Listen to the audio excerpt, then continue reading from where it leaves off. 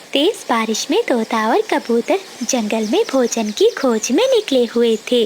तभी उन दोनों की नजर एक पेड़ पर जाती है जहाँ एक सेब लगा हुआ था। पहले मैं आया हूँ, मैं इस सेब को खाऊंगा। नहीं कबूतर, पहले मेरी नजर पड़ी थी इस सेब पर, ये सेब मैं ही खाऊंगा। एक सेब के लिए उन दोनों में लड़ाई शुरू हो जाती है। ठीक है तोते, हम ये सेब कोमल चिड़िया के पास लेकर जाते हैं, वही अब हमारा न्याय करेगी। वो दोनों सेब लेकर कोमल चिड़िया के घर की ओर चले जाते हैं। रास्ते में नदी के पास उन्हें कोमल चिड़िया मिल जाती है, जो कुछ अनाज लिए नदी के पास बैठी थी। कबूतर और तोता चिड़िया के पास जाते हैं। चिड़िया बहन, तुम हमारा फैसला करो। मैं पहले जाकर बैठा था सेब के पेड़ पर, इसलिए ये सेब मेरा है। चिड़िया बहन, मैंने पहले ही सेब को देखा था, इसलिए ये सेब मेरा हुआ। कबूतर भैया और तोते भैया मिल बांट कर चीजें खाने से कभी खत्म नहीं होती। आप दोनों ये सेब खा लो और फिर जाकर किसी और फल को ढूंढ लेना।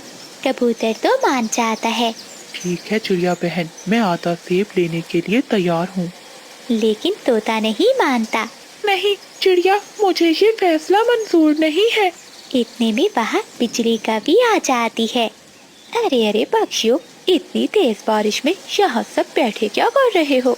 देखो बिजली का भी आ गई, अब हमारा फैसला यही करेगी। ठीक है दोस्तों, अब तुम अपना फैसला बिजली से ही करवा लो, मैं तो जा रही हूँ। फिर कोमल चिड़िया अपना अनाज उठाती है और वहाँ से चली जाती है। अरे तुम दोनों तो बेकार में लड़ रहे हो, ये सेब मीठा नहीं है। अच्छा, तुम्हें कैसे मालूम हुआ?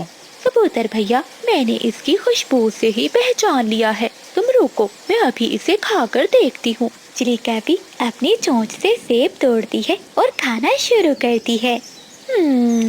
अभी अच्छे से पता नहीं चला, मैं थोड़ा सा और खाकर देखती हूँ। थोड़ा थोड़ा करके बिजली का भी सारा सेब ही खा लेती है। कबूतर और तोता तो एक दूसरे का मुंह ही देखते रह जाते हैं।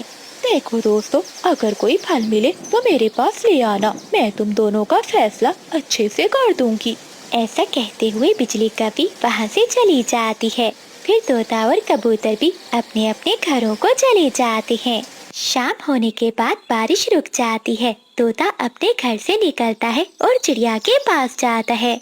क्या हुआ तोते भैया, अभी तक आपका फैसला हुआ नहीं? चिड़िया बहन, मैं बहुत शर्मिंदा हूँ, क्योंकि कबूतर तो मान गया था तुम्हारा फैसला और मैंने नहीं माना। मैंने बहुत बड़ी गलती की। वो काली कपी तो पूरा सेब खा गई और हम दोनों भूखे रह गए। ठीक है तोते भैया, मैं सब समझ गई। अब तुम्हें भूख लगी है और तुम मुझसे दाना लेने आए हो। ऐसा कहते हुए चिड़िया कुछ अनाज तोते को देती है। तोता वो दाने जल्दी से खा लेता है। तोते भैया, मिलजुल कर काम करने से काम आसान हो जाता है और भोजन में बरकत बढ़ जाती है। आइंदा से खाने की चीजों को लेकर किसी से लड़ाई मत करना। फिर चीकू तोता वापस अपने घर को चला जाता है।